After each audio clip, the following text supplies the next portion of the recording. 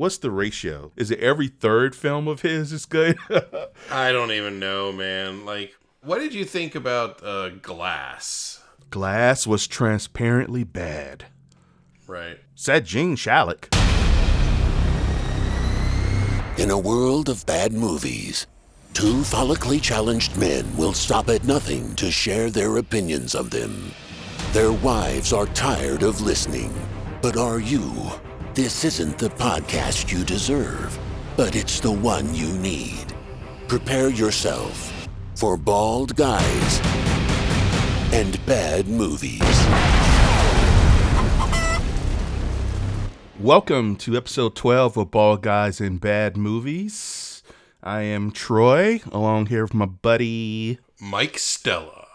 Michael. I don't know why I like that Michael. I just like Michael! And, Michael, this week we are reviewing Old. Old by M. Night Shyamalan Ding Dong. Yep, we sure are. But before we get into it, there's something we need to get in the habit of doing. We need to get in the habit of asking you, dear listener, to rate us, and wherever you listen to the podcast, please give us 5 stars and subscribe.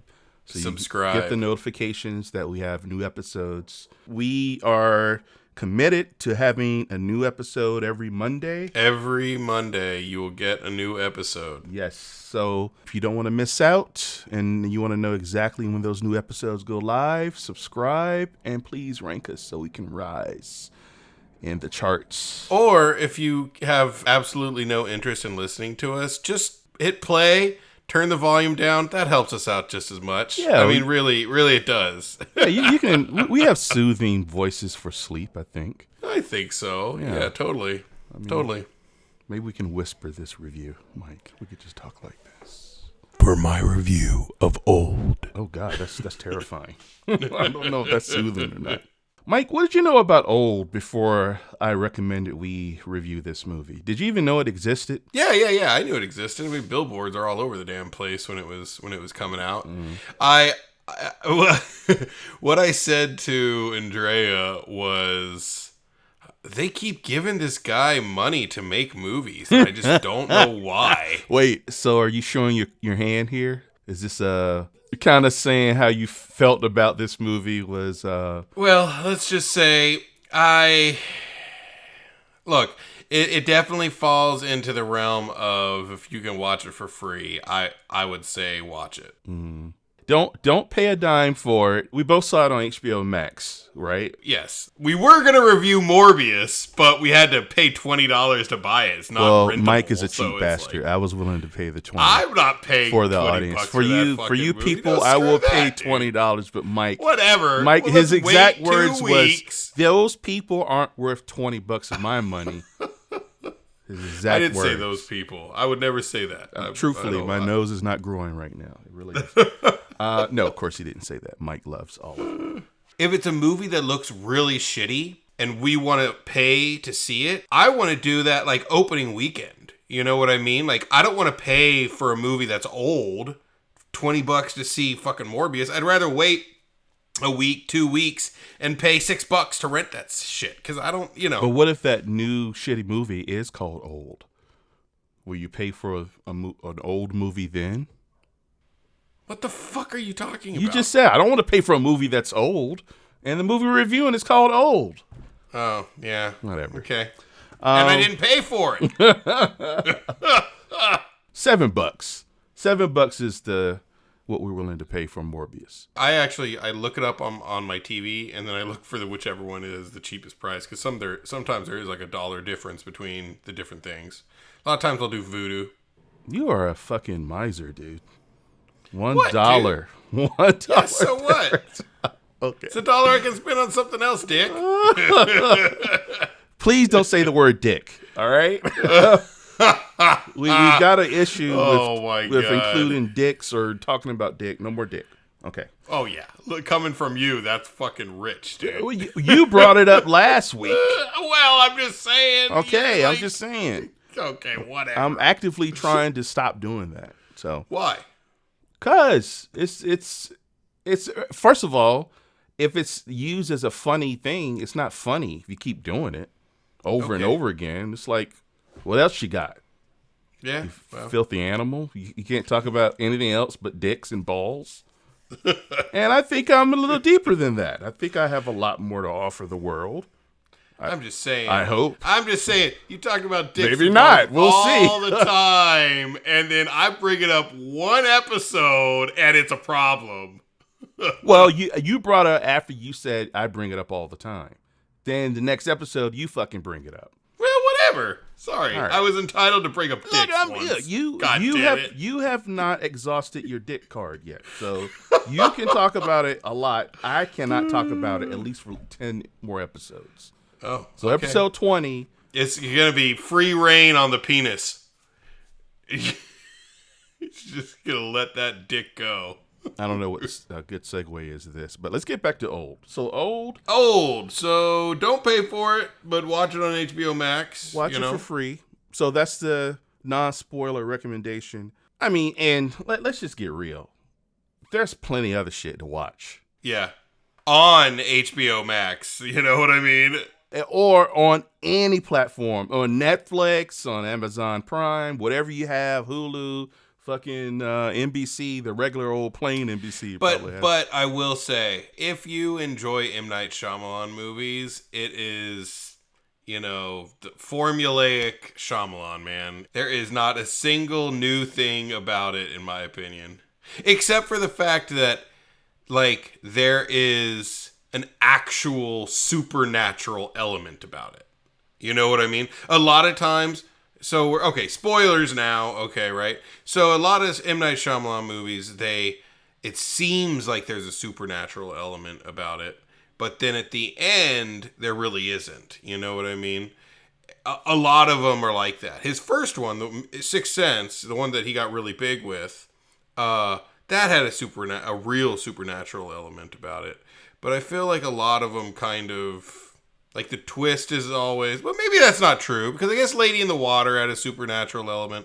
I think I am vastly in the minority, and I really liked The Lady in the Water. Well, Lady in the Water falls in the category of this movie and a lot of his movies. Most of the time, he has a really fucking great concept that's executed poorly. Yeah.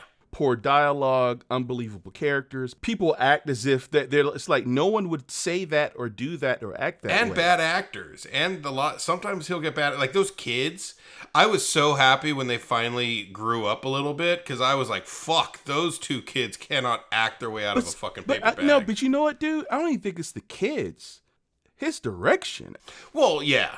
Because they all sound like him. He's always in his movies, and all the bad actors always sound just like him, and especially with kids, that's the problem. And Denzel Washington said this one time that it was talking about working with Dakota Fanning on Man on Fire, and he was like, she's a great actress. He's like, it's funny because he basically threw all other child actors under the bus while talking about it. He said, normally kid actors, they're just like, the director goes up to them, tells them exactly how they want them to say it, and they just emulate it. But she came up with her own stuff. She had her own character and stuff, but most kids just don't do that, And so they all sound like, both those kids, when they would act, they sounded just like M. Night Shyamalan sounds when he acts. So that makes sense. It was shitty direction. So he's just fucking whack. He got really lucky with Haley Joel Osment, I feel.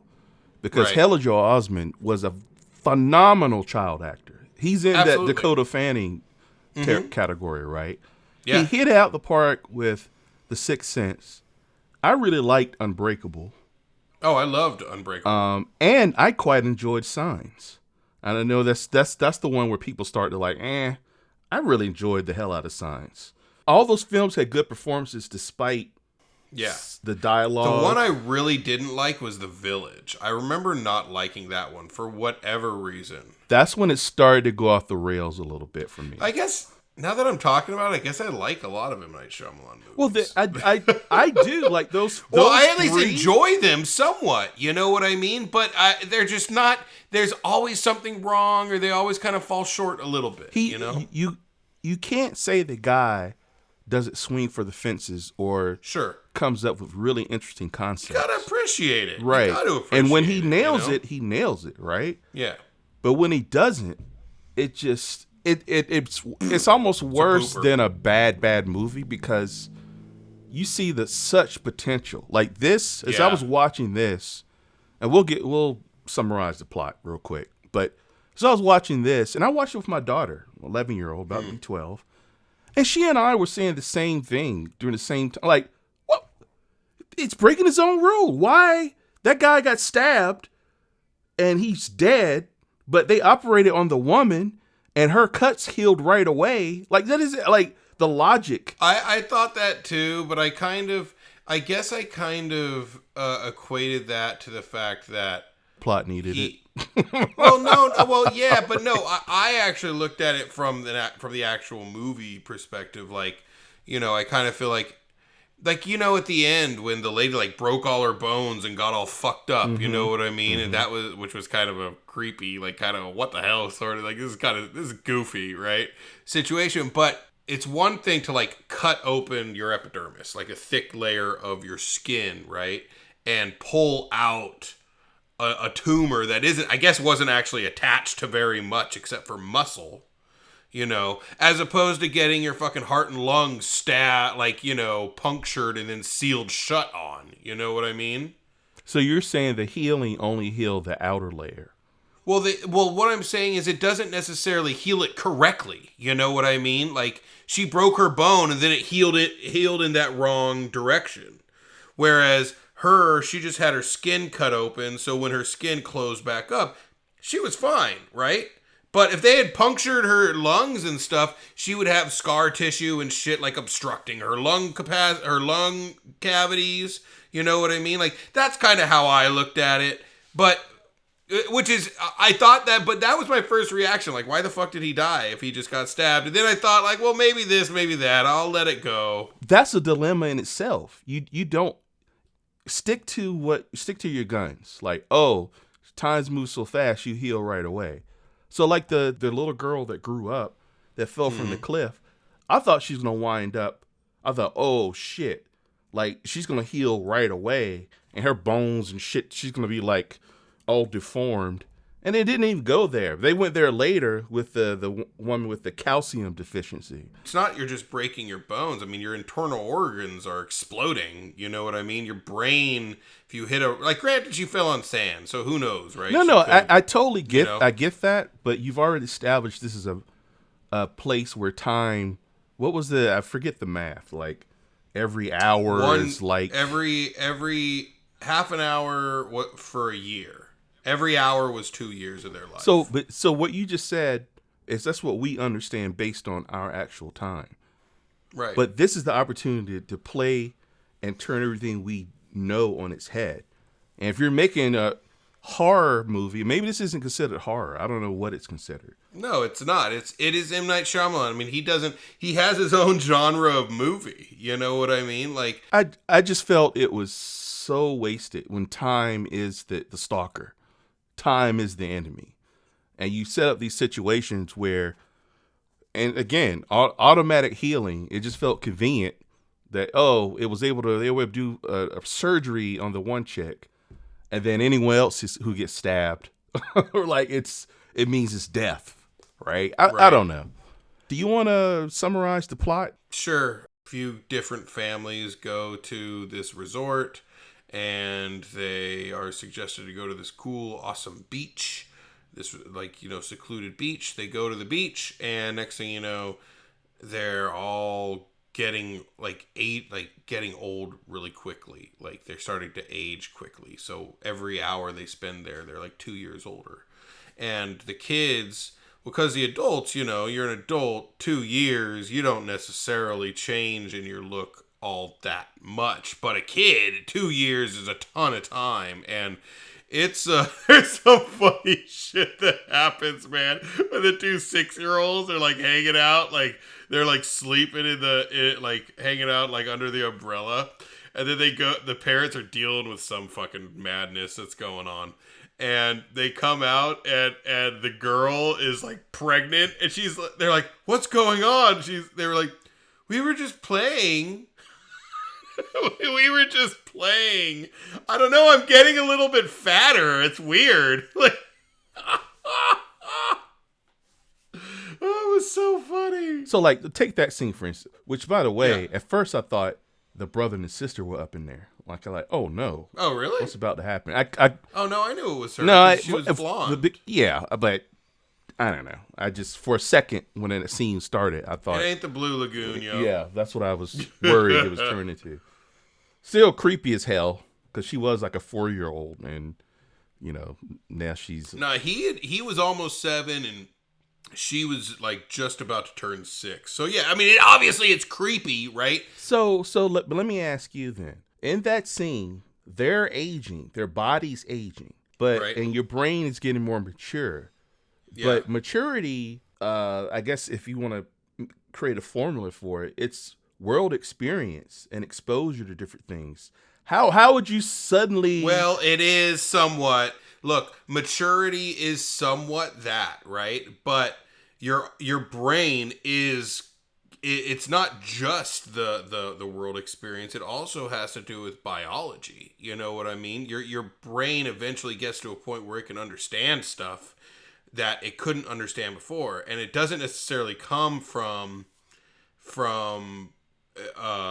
world experience. It also comes from your brain actually getting more neurons connecting and more, you know, just becoming more developed. You can kind of look at it either way, right? Because there's never been anyone in this situation. Yeah, I mean, it's a fanciful you know what I mean? situation. It's a fantasy situation, so you kind of have to take it one way or the other. But I thought he did a really cool thing in that, and Andrea and I both spoke about this, how they say, like, you know, it's like my brain is just, I don't know, it's like more colorful now. There's just more, like they spoke about how their brains just started to feel different, and they just started to feel different, and their brains had more, like, life was more colorful now. Like they could see things in different sorts of, in more shades. And you know what it makes me think of, actually,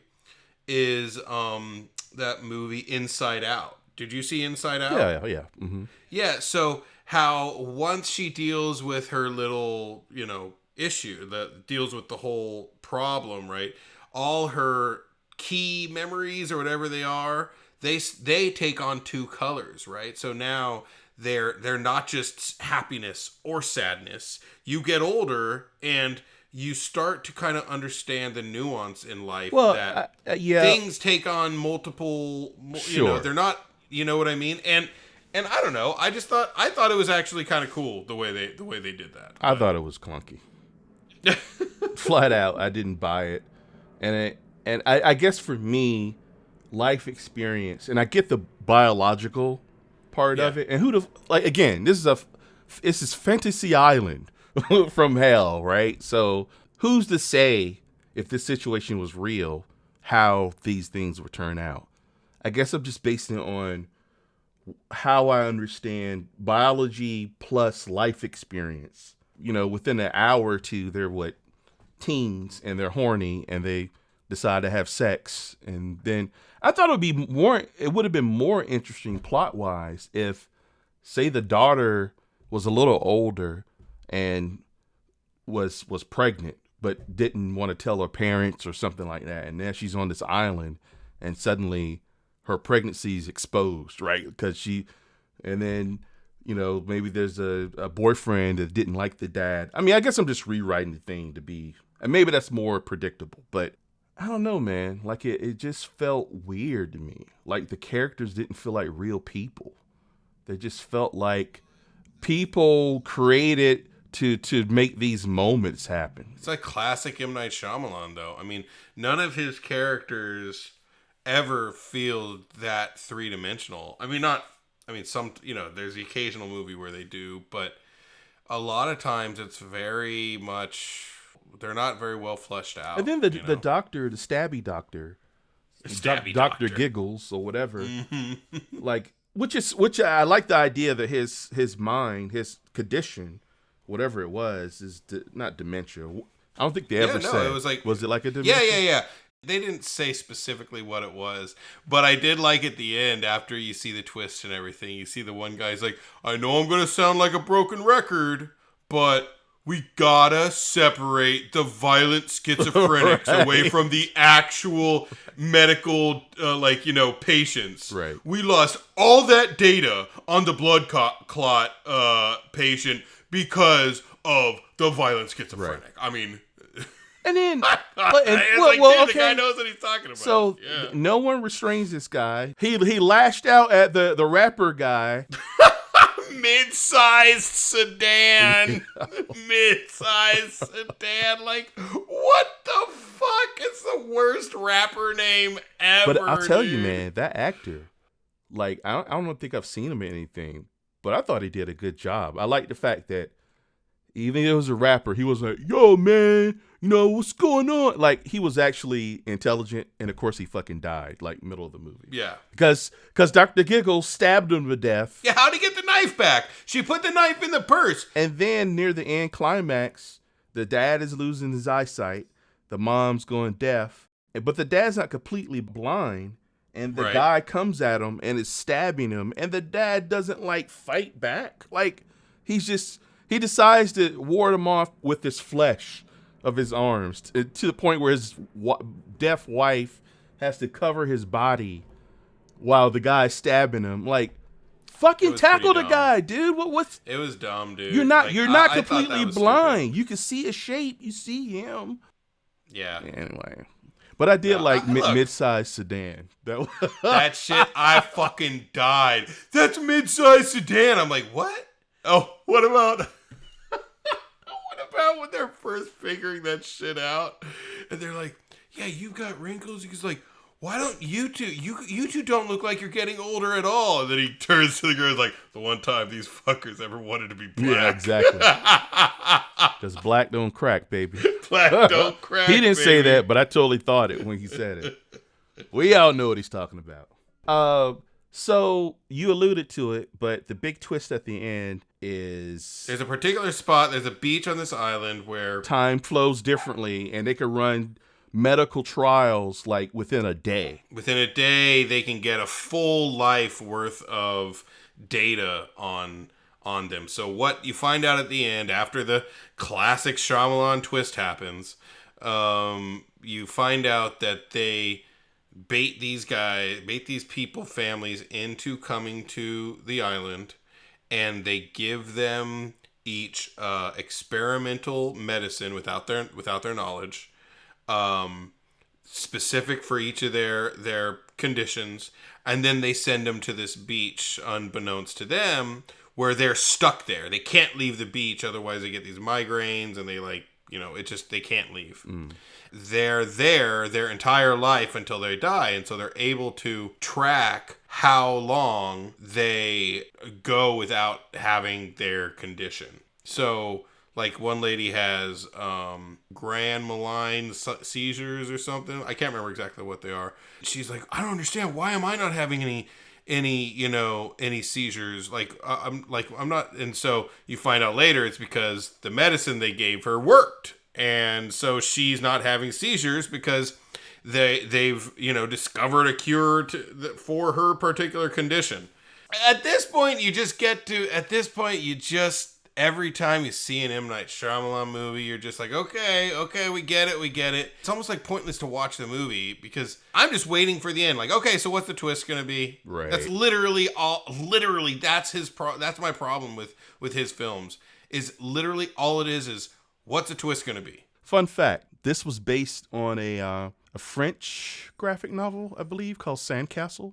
Oh, I didn't know it was a graphic novel. Yeah. That's kind of cool. And it was given to him by his kids for Father's Day gift in 2017. He also learned of Avatar through his kids. Well, he fucked that one up. I think there's a trend here. I think his kids are to fucking blame. Or maybe he shouldn't do anything that his kids like or suggest that he do. I don't expect much from an M. Night Shyamalan movie. It was no worse and no better than what I expected out of an M. Night Shyamalan movie. Did you see the one about the grandparents? Yes. I really like that one. That one was creepy as fuck, yes, dude. that one was focused. That one was super creepy. Yeah, and Dude, the fucking... When she's, like, running around naked in the hall and... Holy fuck, dude. That terrified me. But you know me, I get scared. Yes, The Visit. Not to be confused with The Happening. Running from the wind. Oh, Jesus. But I thought this, again, it wasn't a horror movie. And it definitely wasn't. And I was expecting something like that. I don't mean gross out, but I wasn't really expecting a horror. I guess film, I was hoping for it. Maybe expecting is the wrong word. Sure. I can see that. I mean, the poster has, the poster for this has like a skull, a skeleton. Yeah, like I thought we were in for fun. Because growing old is a terrifying thing. Like it's right. Actually, your body's dying, right? You're like, and your lifespan's coming to an end. If you really want to get specific about it, so it is an alarming thing. And then I'm not afraid of Freddy Krueger or fucking Jason. I'm afraid of cancer, right? And tumors, and so for that to be, accelerated in a day. That's just ripe for like, you don't have to do much, right? And I just felt like he had a table set and he just shit the bed. Like I just felt like if this concept was given to like a Mike Flanagan who did Midnight Mass. Oh, Midnight Mass! I loved Midnight Mass. He directed Dr. Sleep. I love Dr. Sleep. I liked it more than The Shining, to tell you the truth. Give Mike Flanagan this concept. Yeah. Like, what a different movie it would have been. And again, I'm not saying make it gory or whatever. The creepiness is just there. But also, you wouldn't be expecting the twist. You would not be expecting the twist as much at the end. I feel like that's the problem with M. Night Shyamalan movies, dude. The graphic novel didn't have that ending. The graphic novel never explained what happened. Oh, really? He added that, yeah. That makes perfect sense. And that's a lot of the criticisms that people are leveling against this that are familiar with the graphic novel. Because the graphic novel just left it ambiguous. Like, you don't know. It just happened. Did they get out? Do you happen to know? I don't know. Probably not. I would have just had everyone die. Yeah. Like, I mean, it's dark. It's a dark film. It's a dark concept. One thing I did kind of like, though, as well, was when he talks about how, I don't know if it's because we were here, like, we were kids yesterday, but, I mean, does everyone still feel like a kid when they, like, grow up? You know what I mean? And I thought that was kind of interesting, alluding to the fact that, it's, people ask, like, what's it like being old when I don't feel any different than I did? I'm have a few more aches and pains in my knees when I stand up, but I mean, I still feel like the person I was when I was 20, when I was 16, when I was 15, you know what I mean? And I thought that was an interesting little thing. The film could have been that. I felt like he was trying to have it both ways. Yeah. Because with the parents, it was very sentimental, and because they were having marital issues, and then I guess after a lifetime on the beach, in a day, they were able to, reconcile. Either make it a completely existential, we are just a speck on the beach of the universe kind of film. Right. And just really lean into that instead of having Dr. Giggles with a knife and these little random acts of violence and the woman with the calcium deficiency so she could be all creaky. And that's what was throwing me. Like, it wants to be like a scary horror movie, but it's actually coming off really silly and stupid. What did you think about that part? The fucking calcium deficiency monster. After all that, it cuts to someone on like in the movie theater with like a milk mustache, like, got milk. Well, everything was so set up. Like the kid, like for her, it's a whole big to-do. Make sure it's calcium. I have a calcium deficiency, everyone. And then the kid was like, hi, my name is Soda. What do you do for a living? Like, what weirdo kid does that? But the plot needs him to do it. because at the end he needs to know who to give evidence to, because he's asked Yep. everyone, what do you do for a living? And one guy's a cop. And that's just so fucking clunky, dude. And it's so pointless. Like there's a million other ways to get that kid the information that he's a cop. You know what I mean? I don't know if Like- it's lazy or just, it's not good. I mean, it's bad. It's not good. You know, I root for M. Night Shyamalan. I think there's a talented filmmaker. Like, when everything's working, it's amazing, right? Yeah. And I think at a certain point, he got so big that there was no one to tell him no. The George Lucas conundrum. Yeah, like, I think, just write a check and script. We don't need to see a draft. Just give it to us, Knight, and we'll make it happen. And I think Insane. he needs someone to, like, reel him in, right? And I don't know, man. Like, I just felt like this was a huge miss. We dealing with mortality, and you're forced to deal with it within 24 hours. Take out all the creepy horror, cheesy shit. Sure. Make it just a straight up existential crisis, And that would make more sense to me, considering that's, who gives a shit about it being creepy? Like an existential thing where you're having to deal with death, like, in a day makes way more sense to me as something that would be compelling for the viewer to watch, because it's something we can all relate to. Dude, that's terrifying. Think about it. In a day, I'm thinking about you're it. going to be Yeah. dead. You're going to age, Yeah. and guess what? Your kids are going to grow up, and they'll probably die a day after you. Yep. Like, holy fuck, man. Like, that's why I felt like people they were behaving the way the script needed them to behave, and not how real people would behave in this situation. Which is where the fun lies, or where the real drama that you don't have to force lies. Like, yeah, it's such a disappointing miss. Oh, wait a minute. Now explain this to me. The baby died from lack of attention. I didn't get that one. That one I thought was kind of dumb. Now, the baby died from hunger would have made perfect sense. Or was that what she was implying? I don't know. Maybe I don't know, man. To tell you the truth, like, My daughter and I, we both paused the movie. We were like, what? Lack of attention? We were like trying to figure out what? How? Okay. And they were like, well, maybe it starved to death, but it didn't get cuddled enough. Like, it died. I don't know. I tell you the truth, I was sad that the baby died, because I wanted to see how they were going to deal with that situation. The baby growing. That would have been really cool. Yeah. That would have been interesting. Like, and maybe the baby's the lone survivor, and his whole life experience is that 12 hours. Yeah. And what would that individual be like? Well, he would have, exactly, like 2 days. Like, how does that? That's what I mean, Well, then- man. Like, Yeah. the premise is right there. Like, you don't have to try very hard. You don't have to have a psycho doctor. Okay, maybe one scene he's psycho, but he was the boogeyman that kept coming because he needed some kind of antagonist. But he didn't. That's the problem. He didn't need an antagonist. The antagonist was time. Right. You know that's what I mean? That's So, the enemy. yeah. Time is the enemy. Exactly. You know, in a weird way, it reminded me a little bit, or maybe just now that I'm talking about Final Destination. Like the original one, I mean, they got ridiculous. But the concept, death is the enemy. Like, death, you cheated death. Yeah. And now, Death is it coming. was kind of funny, right? It was like a Looney Tunes situation. Oh, a paint can Yeah, falls absolutely. and a drill flies up and sticks you in your eyeball or whatever. But that's like kind of the premise. This unseen thing is the enemy, and how you deal with it. You can't. Like, you're stuck on this island. So, and what if the baby did grow up? What would that person be like?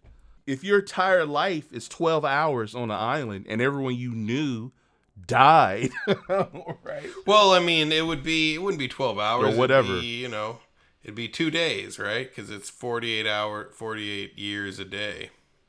So yeah, by the time from the time you're born to the time you die, you're 50. That's horrific. Kind of crazy. That in itself is horrific.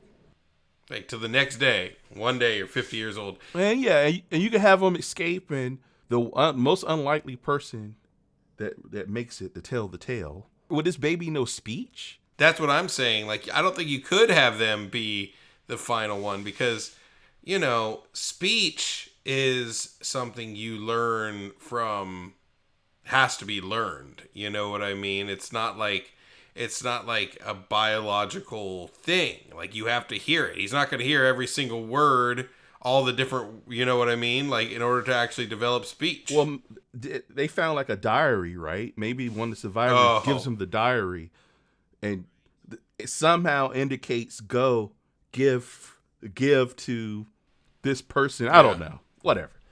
But it's just I just want to see what would happen. Totally. No, and that's what I said. I was right? disappointed that the baby died because I thought it would have been damn cool to see the baby get older and how that works out. That would have been a great little part of the movie, in my opinion. I expected it to be bad, and I was not disappointed. So let's rate it. Where would you rate it? I would give it a 2.5. I'd give it a 2.5. Is what I expected. It was an M. Night Shyamalan movie. It was exactly what I expected. So I guess I'll give it two aging fetuses out of 5. 2 calcium deficiency monsters out of 5. How about this? 2 aging moles out of 5. That kid's mole was one constant thing. God damn, had its own fucking sequel, dude. That's the one thing. That's the real horror show. Like, God damn it, I didn't age out of this fucking thing. I'm gonna have this black mole my whole life. Dude, that mole and his mom's fucking tumor, could be the main characters in the next film.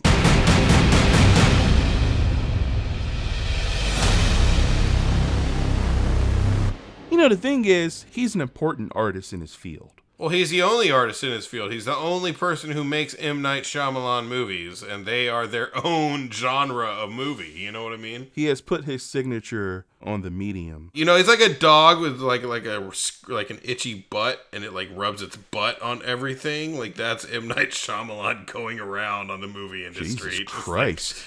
Is that a compliment or? No,